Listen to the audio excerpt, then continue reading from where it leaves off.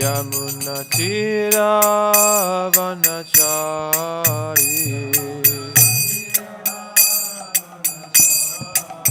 Yamuna Tira Vanachari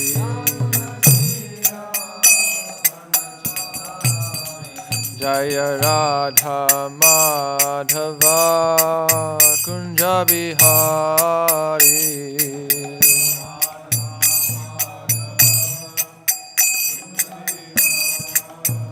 Jaya Radha Madhava Kunja Bihari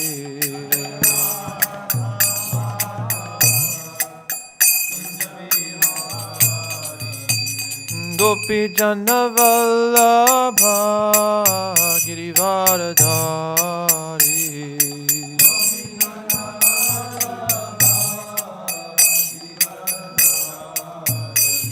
Gopi Jana Vallabha Girivaradhari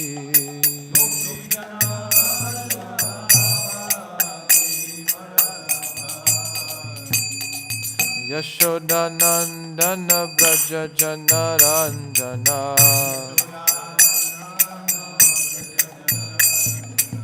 Yashoda Nandana Braja Jana Ranjana Yamuna Tira Vanachari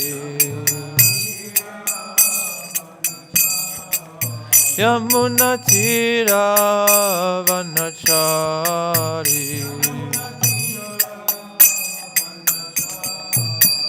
Jaya Radha Madhava Kunja Bihari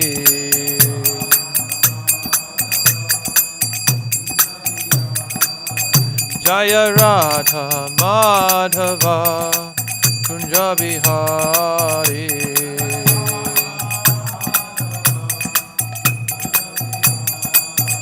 Hare Krishna Krishna Krishna Hare Hare Hare Rama Rama Rama Hare Hare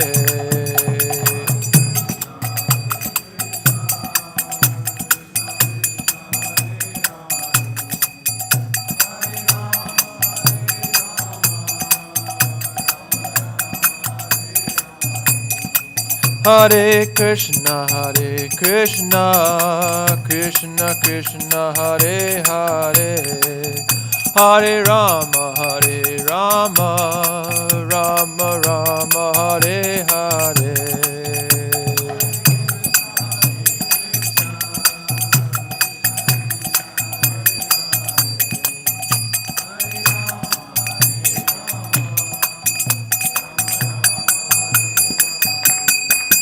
Hare Krishna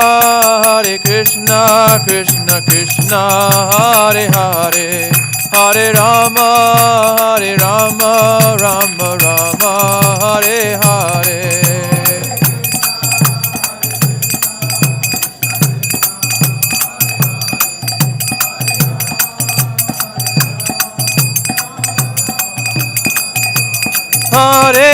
Hare Krishna Krishna Hare Hare Hare Rama Rama Rama Hare Hare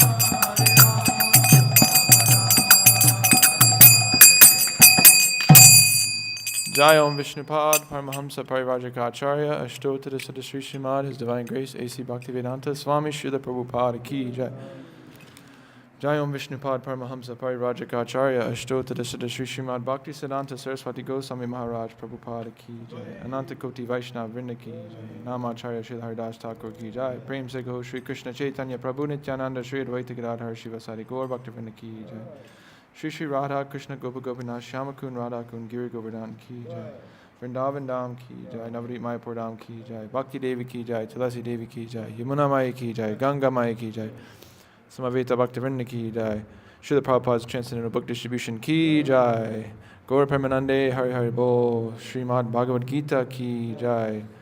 All glories to the assembled devotees, Hare Krishna. All glories to the assembled devotees, Hare Krishna. All glories to the assembled devotees, Hare Krishna. All glories to Sri Guru and Sri Gauranga. All glories to Srila Prabhupada. Nama Om Vishnu Padaya Krishna Prasthaya Bhutale.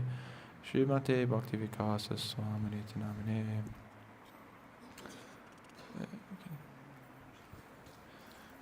Reading from Srimad Bhagavad Gita, Chapter 7, Text 12. Okay, word for word. Ye cha eva satvikaha bhavaha rajasaha tamasaha cha ye mataha eva iti tan vidhi na tu aham teshu te mai ye chaiva sattvika bhava ye chaiva sattvika bhava rajasastamasascha rajasastamasascha Mata eviti tan vidhi Mata eviti tan vidhi Natvaham teshu te mai Natvaham teshu te mai Ye chaiva sattvika bhava Rajasastamasascha Mata eviti tan vidhi Natvaham teshu te mai Ye chaiva sattvika bhava Rajasastamasascha Mata eviti tan vidhi Natvaham teshu te mai. Please repeat. Ye chaiva sattvika bhava rajasastamasascha matta eveti tan vidhi natvaham teshu te mayi Ye chaiva sattvika bhava Sattvika bhava rajasastamasascha Rajasastamasascha matta eviti tan vidhi Evitan vidhi natvaham teshu te mayi Ye chaiva sattvika bhava rajasastamasascha matta eviti tan vidhi natvaham teshu te mayi Ye chaiva sattvika bhava Ye chaiva sattvika bhava rajasastamasascha mata eviti tan vidhi natvaham teshu te mayi Ye chaiva sattvika bhava rajasastamasascha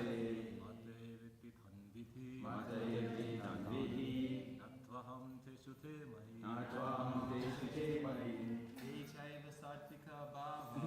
chaiva sattvika bhava rajasastamasascha mate eviti tan vidhi natvaham teshu te mayi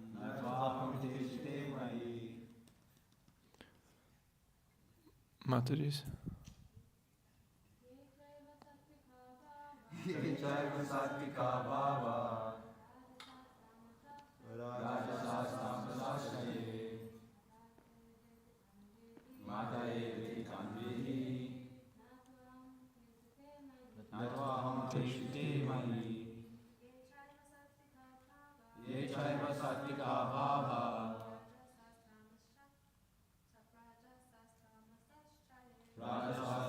Sascha matta eviti tan vidhi natvaham teshu te mayi Ye chaiva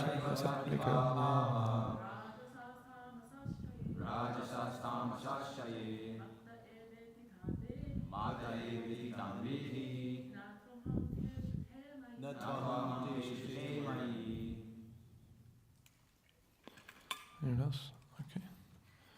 Yea, all which, cha, and, eva, certainly, satvikaha, in goodness, bhavaha, states of being, rajasaha, in the mode of passion, tamasaha, in the mode of ignorance, cha, also, yea, all which, mataha, from me, eva, certainly, iti, thus, tan, those, vidhi, try to know, na, not, tu, but, aham, I, teshu, in them, te, they, mayi, in me.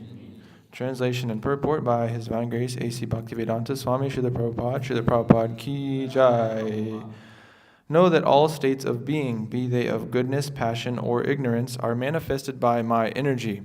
I am, in one sense, everything, but I am independent. I am not under the modes of material nature, for they, on the contrary, are within me. Purport: all material activities in the world are being conducted under the three modes of material nature. Although these material modes of nature are emanations from the Supreme Lord Krishna, He is not subject to them. For instance, under the state laws, one may be punished, but the king, the lawmaker, is not subject to that law. Similarly, all the modes of material nature, goodness, passion, and ignorance, are emanations from the Supreme Lord Krishna, but Krishna is not subject to material nature. Therefore, He is nirguna, which means that these gunas or modes, although issuing from Him, do not affect Him. That is one of the special characteristics of Bhagavan, or the Supreme Personality of Godhead. Om Ajnana Timirandhasya Jnananjana Shalakaya Chakshur Unmilitam Yena Tasmai Shri Gurve Namaha Shri Chaitanya Mano Bhishtam Stapitam Yena Bhutale Swayam Rupa Kadamahyam Dadati Svapadantikam Vandeham Shri Guru Shri Utaf Padakamalam Shri Gurun Vaishnavang Cha Shri Rupam Sagajatam Sahagana Raganatam Vitam Tam Sajivam Sadvaitam Savadutam Parijana Sahitam Krishna Chaitanya Devam Shri Radha Krishna Padan Sahagana Lalita Shri Vishakhanvitam Shcha. Hey Krishna Karuna Sindho Dinabandho Jagatpate Gopesha Gopika Kanta Radha Kanta Namosate Tapta Kanchana Gaurangi Radhe Vrindavaneshwari Vishabhanu Sute Devi Pranamami Hari Priye Vanchakalpa Trubhyascha Kripa Sindhubi Eva Chapatitanam Bhavanebhyo Vaishnavebhyo Namo Namaha Nama Om Vishnu Padaya Krishna Preshtaya Bhutale Srimate Bhakti Vikasa Swaminiti Namine Nama Om Vishnu Padaya Krishna Preshtaya Bhutale Srimate Bhakti Vedanta Swaminiti Namine Namaste Saraswate Deve Gauravani Pracharine Nirvishesha Shunyavadi Paschatate Tarine Jai Shri Krishna Chaitanya Prabhu Nityananda Shri Advaita Gadadhar Srivasadi Gaur Bhaktivinda Hare Krishna Krishna Krishna Hare Hare Hare Rama Rama Rama Hare Hare Vagisha Yasya Vadane Lakshmi Yasya Javaksasi Yasyaste Hare Samvitam Nisimham Hamaje Yasya Devi Prabhaktir Yasya Tevi Tatagaro Tasya Te Katitarya Tapakashante Mahatmanaha. Okay. Yechaiva Satvika Bhava Rajasastamasaschye Mata evititan vidhi natvaham teshu te mayi. Know that all states of being, be they of goodness, passion, or ignorance, are manifested by my energy. I am, in one sense, everything, but I am independent. I am not under the modes of material nature, for they, on the contrary, are within me. So here, Krishna is explaining some different qualities of himself, different aspects of himself. He's describing himself in this chapter, knowledge of the Absolute. And here he's explaining that he's completely actually transcendental to the material qualities, these material modes of nature. And one interesting little tidbit before I go into the main part of the class is here Prabhupada says this word nirguna, which is one of the favorite words of the impersonalists. Nirguna means without qualities in the literal sense, but we understand it means actually without material qualities. So this is actually one of the names in Vishnu Sahasranam, Nirguna. And so impersonalists will take that one name and tried to use that as proof that Krishna is impersonal. He doesn't, he has no quality, so this is showing that he's not a person. But we understand, again, through the teachings of Srila Prabhupada, thanks to him for bringing these teachings over, we understand that this nirguna actually means without these material qualities, without these material gunas, passion, ignorance, and goodness. And this verse is perfectly explaining that all of these states of being are manifested by my energy, Krishna is saying. And he is in one sense everything, but he's independent. He's aloof from all of this. He's not under these modes because they are within him. These are emanations from him. So these are his, this is his external energy that's manifesting as these different qualities. And this is what's actually binding the living entity in this material world. This is what, we are controlled by, and what leads us to do all these different things that we might not necessarily want to do. So many times we find ourselves getting into different habits. Maybe before we took up the Krishna consciousness, we would wake up late, or we wanted to be disciplined. We wanted to go to the gym. You might say you might wanted to study for your school every day, or to have different good habits, eat healthy, all these things. But then you find yourself doing things that are to the contrary of that, and falling into your old habits, your bad habits that you want to get rid of. And even though you have the determination to get rid of these things, these bad habits stick around, and we often would wonder, why is this happening? And through understanding Bhagavad Gita and Srimad Bhagavatam, we can understand that this is the activity of these modes of material nature, that we're bound up in this way. There's a really nice painting, I don't have it pulled up or anything, but you can look it up later, of these modes of material nature are personified as Devis up in the sky, and then you can see that they're like puppet masters. They're holding the strings, and there's like a prisoner, and like a prison guard or something is like beating him up on the ground, and you can see the strings are kind of moving them in whatever way. People think that they are independent. We think that we are the controller. We think we're in control of our life, we're in control of our money, our career, our family, all these things. We think we can set some goals and go out and achieve whatever we want. We think, I'm going to be a billionaire. I'm going to start the next big whatever. I'm going to start the next Apple. I'm going to start the next, Coca-Cola, or I don't know what people want to start these days. They think they're going to be a big startup CEO, billionaire, not considering the fact that they have no material qualification for that at all. And people that achieve that, typically they start when they're about 10 to 12 years old or something. They start tinkering with computers like Steve Jobs was, or whatever. They're in that mindset already. And people start at maybe 24, 25 after college and think they're going to go out and be the next big billionaire. So people have these big goals, and they think they're the controller. They think they're in control of what's going to happen, but they don't understand that they're actually being completely manipulated by these different modes of material nature, and that they're under control of these things. And this verse is describing the person that is transcendental to all of that. He's the one who's actually facilitating all this indirectly. He's in control of these modes of material nature, and he has designed this, he has orchestrated it in this way so that we can be under this illusion that we are in control and that we are enjoying. So it's actually very hard to even begin to perceive that we're under this illusion, that we're under control of these different modes. And again, it's only through understanding Bhagavad Gita and associating with devotees and taking up to the process of devotional service wholeheartedly that we can begin to even understand that we're under control in this way. I don't know about you all, but for me, before I came to Krishna consciousness, I had no concept of this idea that I was under control. Again, I thought, I'm independent, I can do whatever I want in this world. The world is my oyster, as they say, and you can go out and get whatever you like. And anything that the thing that they teach you now in America is that it's all up to you. If you get your goal fulfilled, it's because of yourself, and if you don't get it fulfilled, it's because you were lacking in some way. But we see so many people back to this idea of billionaires. So many, millions of people have this goal. They want to be the next big thing. They want to be some rich man. And they may be even really talented and qualified in different ways materially. But circumstances just don't pan out in that way. they don't get the investment that they need, or different, they might get sick, or they have to deal with family things, or different kinds of things pop up, and maybe their idea is really good, but it just wasn't the right timing. We see so many times, like, people come up with really great business ideas, and then 20, 30 years later, someone comes up with the same business idea, and that is the one that actually takes off. One famous example is MySpace and then Facebook. So, like, MySpace came up with social media, and then Facebook basically created it again, recreated it, but it was just a little bit better timing. And that's the one that blew up and made Mark Zuckerberg a billionaire, and then whoever that guy Tom was that made MySpace just fell into obscurity and didn't make much money at all. So we're actually completely under control of these different material modes of nature, and Krishna is the one that's controlling them.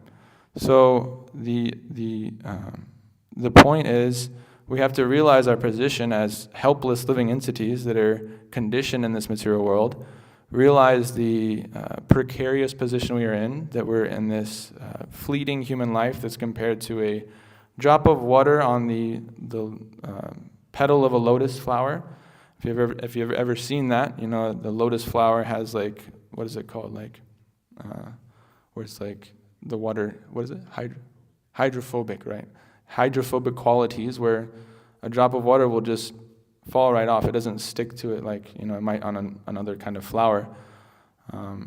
So we're just tottering in this very precarious position where our lives can end at any moment, and we're completely under control of these modes of nature. And so we have to turn to the one who can actually give us protection, who can actually give us shelter and free us from this entanglement. Like I said, we're like puppets with these strings. We need someone to come and cut us out of this. We can't untie the knots ourselves. So Vishnu Chitta Prabhu was giving a really amazing seminar, as we all know. If you haven't seen it yet, please, you should check it out on our YouTube channel. There's a playlist, about 11 lectures that he gave on the cardinal teachings of the Ramayana. And one of the central aspects of these lectures was this aspect of surrender. So I just have a little pop quiz for everybody, if everyone remembers the 6 different aspects of surrender. Anybody remember any of them? Yeah, okay, yeah. Doing what's pleasing, doing what's favorable to devotional service, and rejecting what's unfavorable, that's 2 of them. Yeah, okay. Accepting Krishna as your maintainer and protector, yeah. Yeah. This also phrase is submitting yourself helplessly. Humility, being helpless. Yeah, I think that's it. Yeah. Submitting oneself completely.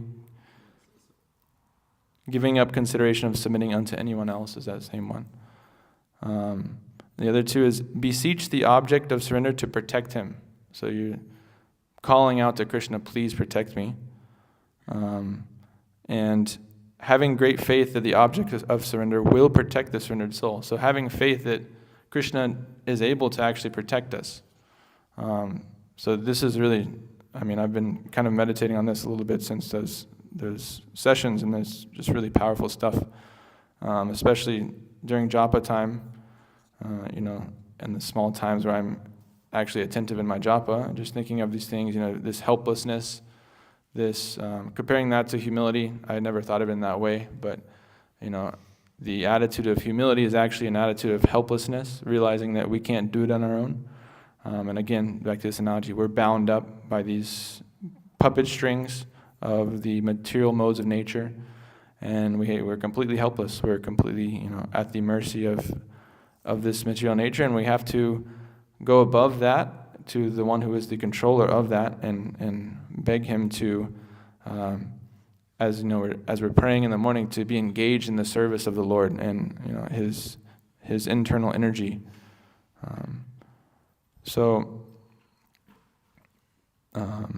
Let's see. So this material nature is described in much more detail in Bhagavad Gita chapter 14. So I'm just going to read a couple of the translations from that chapter. You could pull up the index.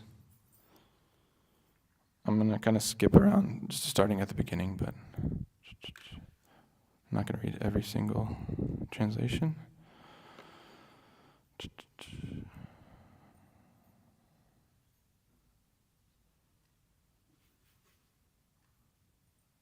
Okay, start at text 5. Material nature consists of 3 modes: goodness, passion, and ignorance. When the eternal living entity comes in contact with nature, O mighty armed Arjuna, he becomes conditioned by these modes. So when we come in contact with this material nature, instantly we're conditioned by these modes of nature. And again, this is like I was explaining earlier, this is how it's been designed by Krishna, so that we can believe that we are the controller, that we are the enjoyer.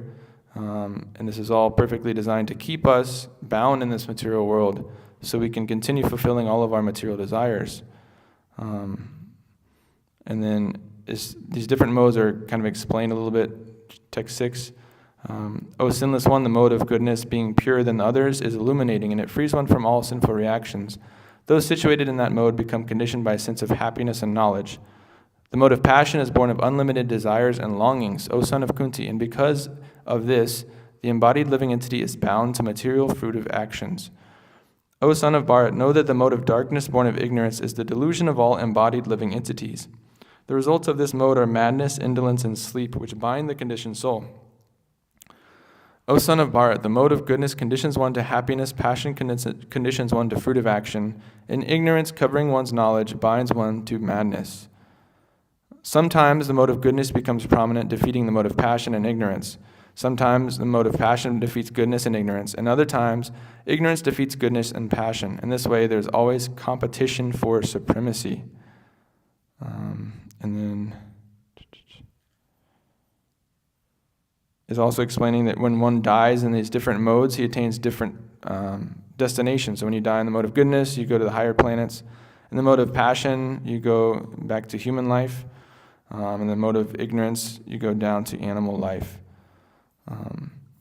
And so, so it's saying here that this mode of goodness seems to be much superior to the mode of passion and ignorance. It's saying that it's characterized by, or the result is happiness. And, it seems like being under that mode wouldn't be so bad. So anyone has ideas why that's actually not such a good thing? Maybe people that don't live here can answer that. Anybody? No? Okay, anybody? Why do you not want to be just in the mode of goodness? Why is that not actually a good thing? Like, why not stop there? Because it's saying it makes you happy.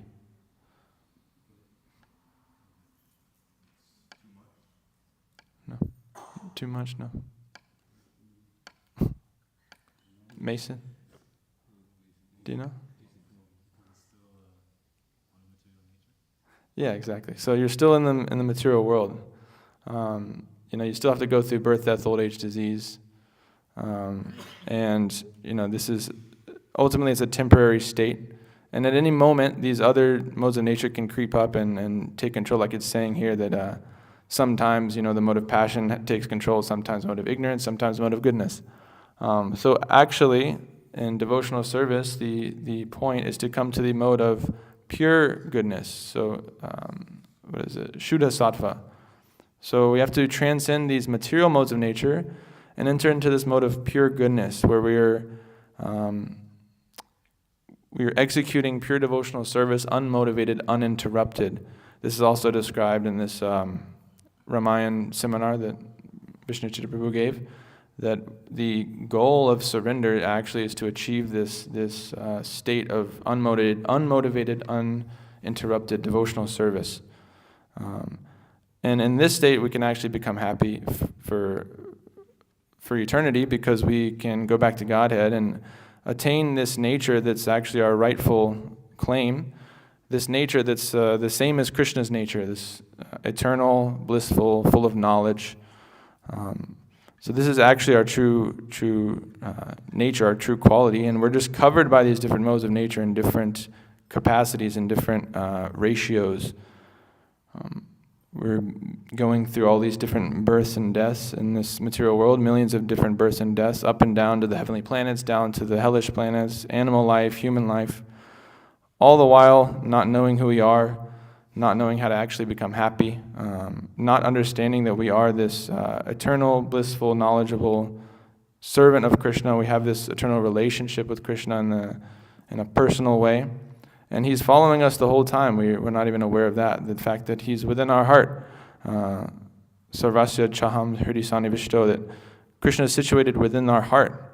And he's following us through all these different forms of life. And we simply have to turn to him and surrender unto him, as I've been describing, and we can transcend these different modes of material nature and get out of this whole entanglement of birth, death, old age, and disease.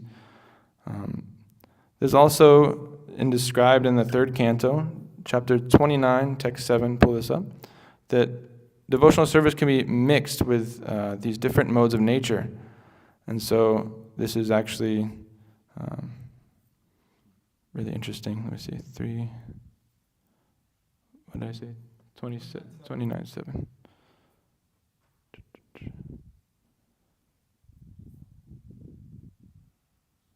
So you can go to the translation. Lord Kapila, the personality of Godhead, replied, "O noble lady, there are multifarious paths of devotional service in terms of the different qualities of the executor.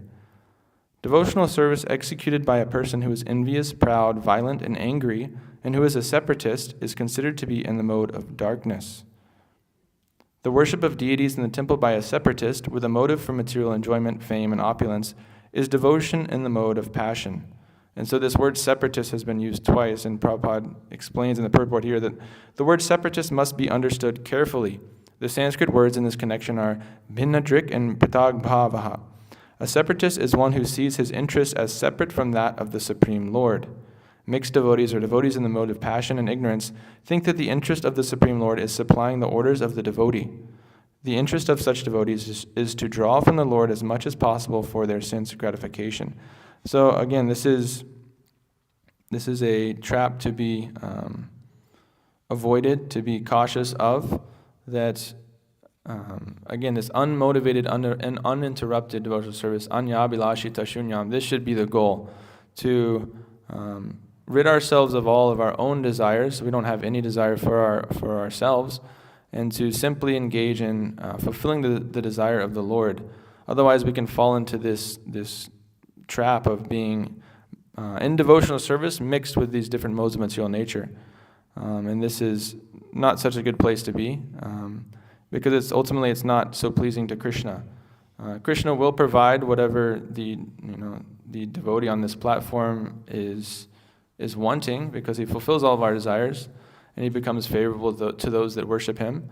But ultimately, you'll end up in a similar position to Dhruva Maharaj, that he was approaching Krishna with the idea of getting some material opulence, some material gain. He wanted to have a kingdom larger than that of his father and that of his grandfather. Was it his grandfather or great-grandfather, Lord Brahma? Great-grandfather, Lord Brahma. He wanted to have a kingdom greater than that of Lord Brahma, which is the entire universe. So he had a very childish desire, you could say, a very unrealistic desire, but he approached Krishna with this goal, and after seeing Vishnu, after taking darshan, after his austerities he performed in the forest for months, he got darshan, direct darshan of Lord Vishnu. And at that time, he was lamenting because he realized that what he was desiring, this material kingdom, larger than his great-grandfather's, was actually just like broken glass compared to the diamonds that is pure devotional service to the Lord, and simply devoting yourself to the Lord and to his service. So we can get into this trap pretty easily, and we should be very careful. And that's why it's so important to associate with devotees that are on this pure devotional platform and striving to be on this pure devotional platform, and following those that are on that pure devotional platform. By doing that, we can be diverted from these different deviations, different mistakes that can really hold up our devotional life and lead us down a cul-de-sac, you could say, where it's just kind of a dead end, and we have to turn back and continue on the pure devotional path at some point.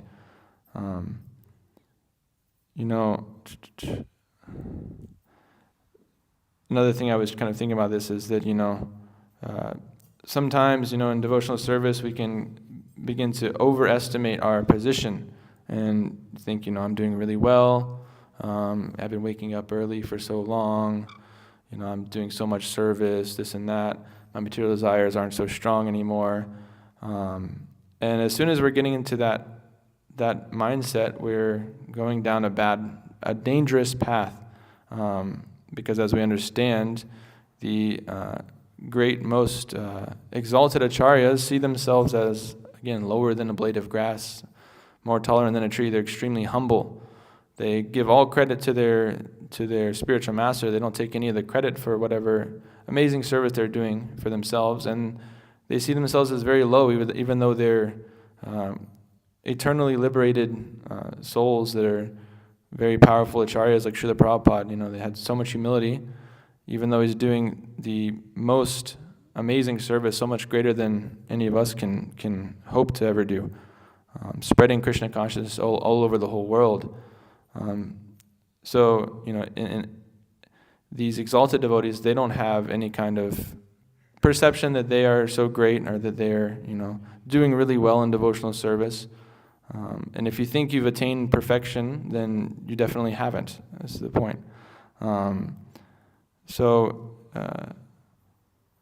We have to balance it as well. We can't get into a completely depressed state where we think, I'm so fallen, I can't do anything, I'm keep messing up everything. How will I ever transcend these modes of material nature? I'm so bound up by lust, greed, anger, envy, all these things.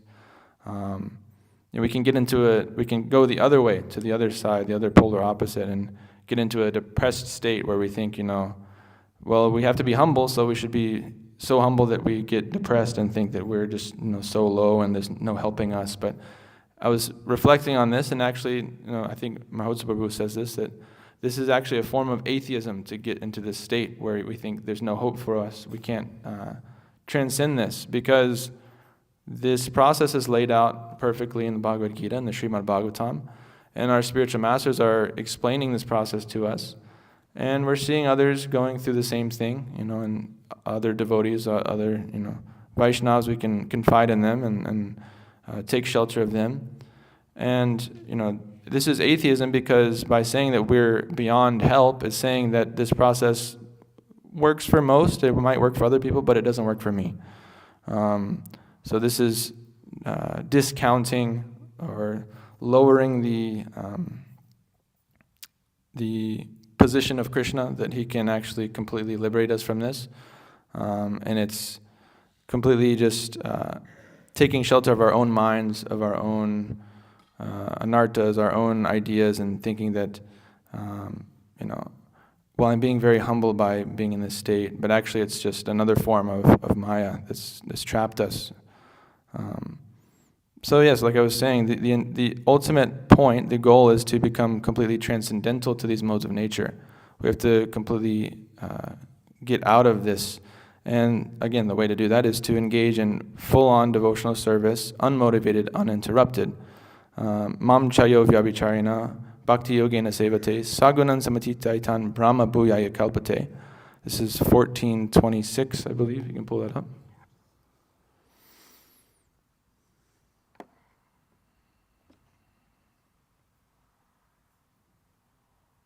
That one who's engaging in full devotional service, unfailing in all circumstances, that one transcends the modes of material nature and thus comes to the level of Brahman. So you have to engage fully in this devotional service in order to transcend the material modes of nature. There's also Daivihi Esha Gunamai, Mama Maya Dharatyaya, Mamaevaye Prapadyante, Maya Me Tam Taranti Te, that these modes of material nature, this material nature is very difficult to overcome, but one who surrenders unto me can easily cross beyond it, easily. So it's very difficult, but it's easy at the same time. It's very difficult and actually, you could say impossible to do it on our own. But when we do it with the shelter of Krishna, when we do it with the shelter of the spiritual master and the devotees and the Shastra and the process of devotional service, all of these things in tandem, when we take shelter of this and we board this boat, we can cross over this material ocean quite easily, actually. And it's also said that this material ocean will shrink from the size of an ocean to the size of a calf's hoofprint. And we can simply just step right over it at that point.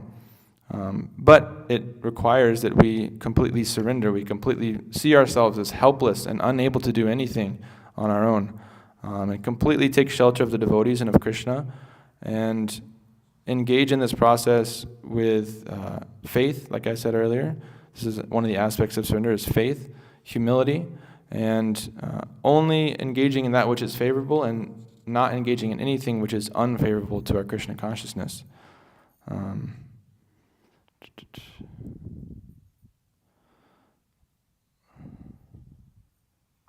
Sorry, I was going through my notes. Oh yeah, so one of my favorite verses that I'd like to contemplate on is this Maharaj Ambarish, he's praying, and it's explaining the activities of Maharaj Ambarish, and you can pull this up, 9:4:18. So it's Savai Mana Krishna Padara Vindayor Vachamsi Vaikunta Gunana Varnane Karo Harir Mandira Marjanarishu Shrutim Chakaratu Dasatkatore Mukundalingalia Darshane Jaso Tatpitya Gatras Sparshenga Sangamam Ganam Chatat Pada Saroja Saurabe Shrimatulasya Rasanam Tararpite. And then it's Pado Hare Kshetra Padanu Sarpane Shiro Hirshikesha Padavya Bivandane Kamam Chadasye Natukama Kamyaya Yatotama Shloka Janasraya Ratihi. So then I'll just read this translation and then I'll kind of wrap it up here. Maharaj Ambarish is always engaged. He always engaged his mind in meditating upon the lotus feet of Krishna, his words in describing the glories of the Lord, his hands in cleansing the Lord's temple, and his ears in hearing the words spoken by Krishna or about Krishna. He engaged his eyes in seeing the deity of Krishna, Krishna's temples and Krishna's places like Mathura and Vrindavan. He engaged his sense of touch in touching the bodies of the Lord's devotees. He engaged his sense of smell in smelling the fragrance of tulasi offered to the Lord, and he engaged his tongue in tasting the Lord's prasad. He engaged his legs in walking to the holy places and temples of the Lord, his head in bowing down before the Lord, and all his desires in serving the Lord. 24 hours a day. Indeed, Maharaj Ambarish never desired anything for his own sense gratification. He engaged all his senses in devotional service, in various engagements related to the Lord. This is the way to increase attachment for the Lord and be completely free from all material desires. So this is, a very great description of how we can practically do this, how we can get out of this material mode of nature. It's saying surrender to Krishna. One who surrenders to him can overcome these different modes of nature, but how do we actually do it practically? And this is a really good, example, good explanation of that. You engage every single part of your body, your mind, your senses, the gross body, the subtle body, all of these things that, we're in possession of. We have this human form of life. We can use all of these things. We can use our head to bow down to the Lord. We can use our nose to smell the tulasi leaves offered to the Lord, our tongue to taste the prasad, our legs to walk to the holy places, our mind in thinking of the Lord. Every single aspect of these bodies can be used in devotional service. And so by replacing our material activities with these spiritual activities, we can at once transcend this material nature, and we'll no longer be situated on this material platform where we're going up and down millions of different births to these different planets, different species, not knowing where we are going, not knowing who we are, why we're going there, suffering like anything in all these different situations. And we can transcend all of that and attain a blissful, eternal life full of knowledge with Krishna and all his pure devotees, and have a very amazing time in life with no more worries, no more anxieties. So it simply takes, sincerity and the patience and endeavor, and we have to shake off these, lower modes of nature that have been binding us for so long, this ignorance and passion. Shake off that, at least come to the mode of goodness, engage in waking up early, only eat, sattvic food, vegetarian diet, refrain from sense gratification. All these things bring us up to the mode of goodness, and then from there we transcend that even and go to the mode of pure goodness. So, I'll end my class there. Hope that was some practical help. Any comments, questions, or corrections, please feel free to ask.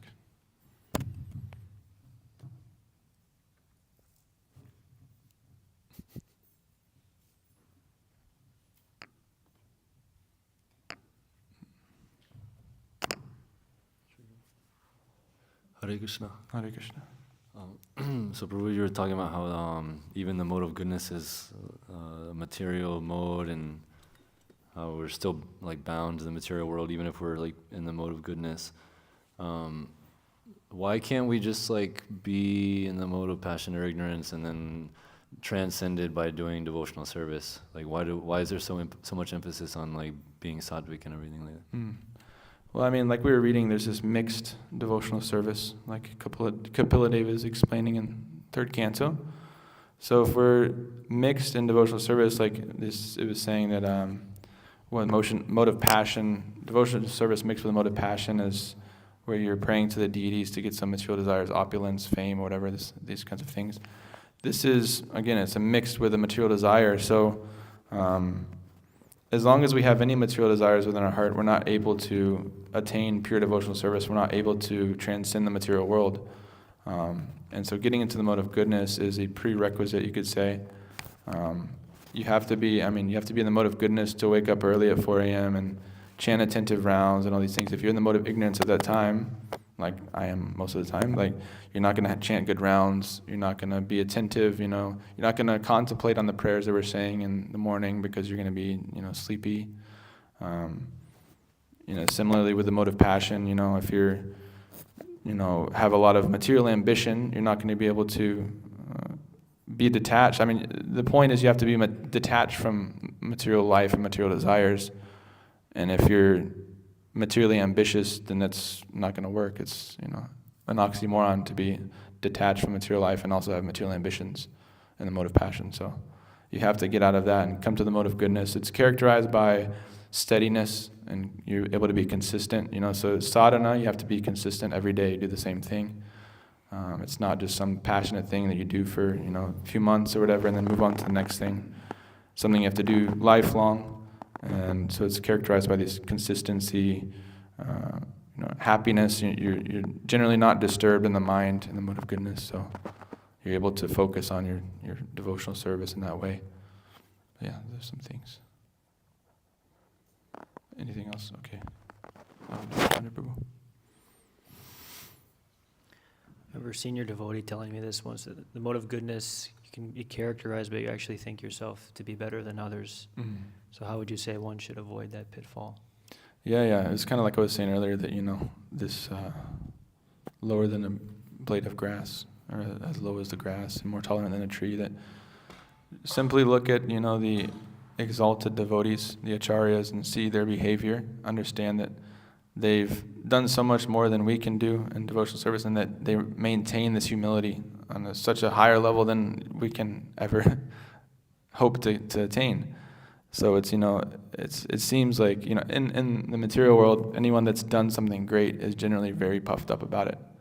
Like you see Kanye West is a good example. He's like became the #1 artist or whatever, and then like his ego was so big that he just like went crazy and like ended up in a mental hospital or whatever.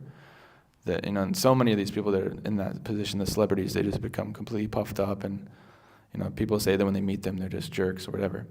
But you see like the acharyas that are doing the most amazing things, making so many sacrifices. Prabhupada, went over the whole world, made, opened hundreds of temples, made so many disciples, and anybody that's like in a material consciousness would be like, wow, look what I did. This is amazing. I had so many temples I opened, so many disciples I made. People that didn't know about Krishna, now they're, following, so nicely, waking up early, chanting 16 rounds. I made all these Vaishnavas. But he gave all the credit to his Guru Maharaj, and took none of the credit for himself, remained completely humble. And Bhaktisiddhanta Saraswati Thakur said, that all his disciples were his gurus, these kinds of things. So we can't really conceive of the humility of the acharyas. So this is, maybe in the mode of material goodness, yeah, that's there. But once you get to that, that's why you have to continue past that to the mode of pure goodness. And like the one example I was meaning to mention was that Abhimanyu Prabhu was saying in the Prasadam about this pujari, that he went into a temple in India. I don't know if he was in the mode of goodness, but anyways, he was a pujari in some temple there, and then because Abhi went in there and he's a Westerner, he get out, and he started washing the whole temple down with water and all these things. So, maybe he was in the mode of goodness, but he thought himself better than, Abhimanyu. Yeah. So like, yeah, exactly, this is an example of someone that's like you said, someone that can be think themselves higher because I'm a pujari in this temple and he's just some Westerner, dirty person, whatever. So we have to move past that. We can't get trapped in that. Anything else? Dr. Nick? Hare Krishna. Yeah, you were mentioning how I think Mahotsa Prabhu talks about not having full faith in Krishna. And you could basically become an atheist by doing so. I remember reading in the 8th chapter of Bhagavad Gita, I don't remember where, but it talks about like the third class devotee, how they don't have, now they're in Krishna consciousness, but they don't have full faith. Yeah, it's not fully developed. So how do you distinguish this third class devotee from an atheist, or a devotee in the garb of an atheist? Like, it seems like they're very similar. Yeah, that's a good question. I mean, like, as you begin in Krishna consciousness, yeah, you might have some doubts, right? You might have, and like reasonable doubts, whatever. But as you continue practicing and you see the process is working, you see this, your heart is being cleansed of material contaminations, the material desires are going away, you're becoming more happy, you're getting really, amazing experiences. So many times you can see that Krishna is acting in your life in different ways, and you might have a really nice, experience during Mangalarti or something, or during japa or kirtan or prasadam. I have this really transcendental experience, or just associating with devotees, all these things. These all things build faith. So it's like at some point, if you just keep questioning, doubting this, doubting that, is Krishna real? Is Krishna real? Is he God? Is this just like some like concoction, this and that? Then like eventually it becomes less sincere. And we see that with different devotees that have come here. Like, they're practicing nicely, but then from the external point, they're practicing nicely. It seems like everything's going well, and then suddenly they'll come and say, "Oh, I have so many doubts, this and that and that." And then you talk to them and explain this and that, and they say, "Okay, that makes sense." And they seem, to be put at ease in that way. And then a few months later, they come back, "Oh my gosh, like I have more doubts and this and that." And they still have the same doubts.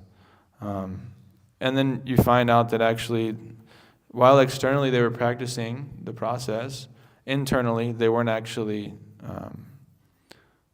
doing it sincerely, you could say, or they weren't doing it with the amount of faith. I mean, you have to have some faith to start, right? You have to have like some, these devotees are really nice people. They seem to know what they're saying. They're talking about, these books are, the original text, and they're translated, as it is. So, and this is the philosophy makes sense. The mind works like this. I'm controlled in this way. All these things that explain, reincarnation. These things all just make sense. And so at some point, you have to, your faith just develops over time, and with sincerity, that third class gets to move. You move out of that stage. But if you continue to just doubt, then you're kind of like in that atheistic class, like you're saying. Yeah. Okay. Anything else from the men? Mataji's, anything? Okay, yes. Iman Mataji.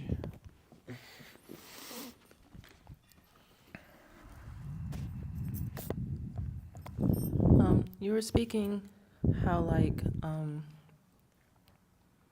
when we take up to the process of Krishna consciousness, like Krishna is basically like in control of like our lives. And you gave the example of like the puppet with the strings being controlled. I'm just trying to understand when we take up to the process of Krishna consciousness, exactly like, when like, how do we know that when Krishna is actually like, controlling our lives, let's say, basically like, does he control like, what happens with us in the future? Because for some people, especially who are new to Krishna consciousness, and we've seen that, some people will automatically take up to the process, but then some people, they will automatically take up to the process, and then, Krishna arranges things in their lives for them to take it up. And then some people, it may take them a little bit longer, or even if they do take it up, they, like you said, they fall away. So I'm just trying to understand exactly like when, during Like, when exactly does Krishna take control of your life once you take up to the process? Yeah, I mean, as soon as we start the process of devotional service, as soon as we chant Hare Krishna, like we go on the street and chant Hare Nam, and we get random people to chant that have never heard of this, and that moment that they chant, they're beginning their devotional life. So it's like you said, that there's no loss or diminution on this path. So if you make it 1% of the way back to Godhead, so to speak, in this life, in the next life, you get to start back at that 1%. You don't go back to 0%. So, as soon as you're beginning this process of devotional service, you're making progress, and Krishna's taking some control of your life. Of course, we still have our independence. These people that fall away or whatever, the people that don't take it up seriously in this life, they have their independence. They choose to do whatever they would like. And at any point, anybody can fall out of devotional service unless you're on the completely, transcendental platform. You're a completely pure devotee. So, ultimately, that independence is there, because while Krishna takes control of our life, it doesn't mean that he completely controls us, because then there's no question of love in that situation. We have to be reciprocating with Krishna, and there's this reciprocal relationship of we want to serve Krishna, and he wants to accept our service, and he also wants to serve us. And so as soon as we begin this process, Krishna is taking a personal interest in us. But for different people, it takes different amounts of time. Some people might take multiple lifetimes, But everybody that comes and then does some devotional service and maybe they leave, at least they've started, and they'll be able to pick up where they left off in the next life. So they might be able to come to the pure platform in the next life, or maybe later in this life. It just takes time. My case, I started chanting. I found out about this about 6 years before I joined full time. And I didn't have any association of devotees for that time. I didn't read the books, but I just chanted. I didn't chant 16 rounds, but I just had some small attachment for chanting. I just liked chanting and hearing the holy name to some level. But I didn't know any of the 4 regular principles. I didn't know to read the books. I didn't know I needed to associate with devotees, or I didn't know what prasadam was, But because because I started that, Krishna was merciful and led me to this place, so I was able to take it up more seriously. So, Krishna's arranging things for all of the living entities. He's arranging things for them to come back to him, whether they've begun the process or not. He wants them. So he's so desperately wanting them to come to him. So he's sending his representatives. He's, expanding this Lord Chaitanya Sankirtan movement to every town and village. He's created this. Lord Chaitanya came and he's created this movement that's spreading to every town and village, and Prabhupada is the one that manifested that prophecy, you could say. So, all these things are being arranged by the Supreme Lord, and it's just the living entity has to use their independence in a way to surrender to Krishna. But yeah, just sometimes it takes longer than others. Okay, anything else? Okay. Koki Prabhu, sorry. Yeah, you can just say.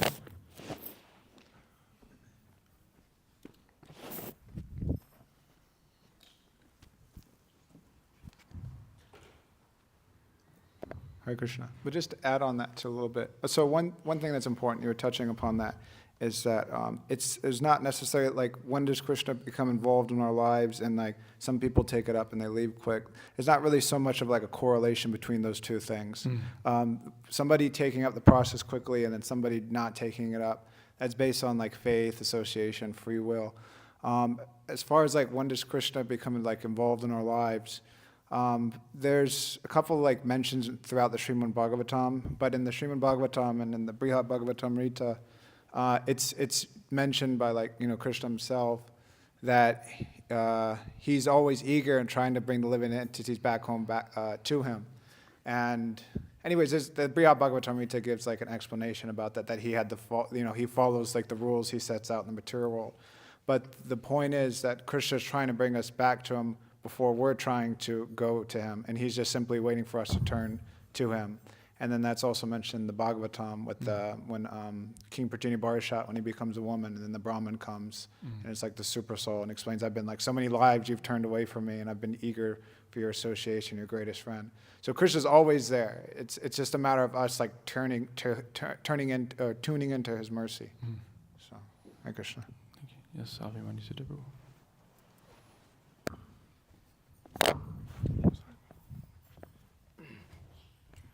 Also I just read Srimad Bhagavatam, Canto 11, Chapter 3, Verse 22. In the purport, there's a reference that says, according to Srila Jiva Goswami, the Supreme Personality wrong one. Srila Jiva Goswami comments that the spiritual master is to be considered the Atma, or the very life of the disciple, since real life begins when one is initiated by a bona fide spiritual master. Although one may experience many seemingly wonderful, important events in a dream, one's real life begins when he wakes up. Similarly, since the spiritual master gives birth to the disciple by awakening him to spiritual life, a bona fide disciple understands that his spiritual master is the very basis of life. So we see like many people, they think themselves so spiritually advanced and that, Krishna is doing so many wonderful things in life, this and that. But unless they've taken shelter of a bona fide spiritual master, but like not only that, making that instruction one with the heart, there's no question of, Krishna completely taking control of your life. He's become like a sahajya. Like Krishna's making so many arrangements for me. I know people personally are like that. Krishna's doing this for me, arranging like so many like different, forms of sense gratification for me. I'm so happy. But, it really happens when real life begins when you're initiated by the most spiritual master. And you see it's the different, bona fide devotees when they make, the instruction of the spiritual master one with their heart, they do things that are seemingly impossible because Krishna takes, the reins of such a person, such as like Mahotsa Prabhu and breaking these records. It seems unbelievable that such a person, even like I was just thinking by like material standards, if a materialist saw a person would come to a place with a bunch of books and multiple times in a day got random people to give thousands of dollars to him. How is that possible? But you see that person has made the instruction of the spiritual master one with the heart, and so it's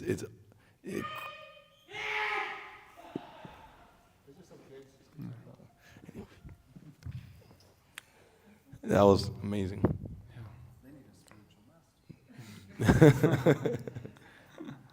But anywho, yeah, so you see that such a person, they do impossible things, and the only thing you can think of is Krishna is taking the reins. But that's because he's accepted the spiritual master. Yeah. Okay. Anything else? That was powerful. Like some pyro. Okay. Srimad Bhagavad Gita ki jai, Srila Prabhupada ki jai.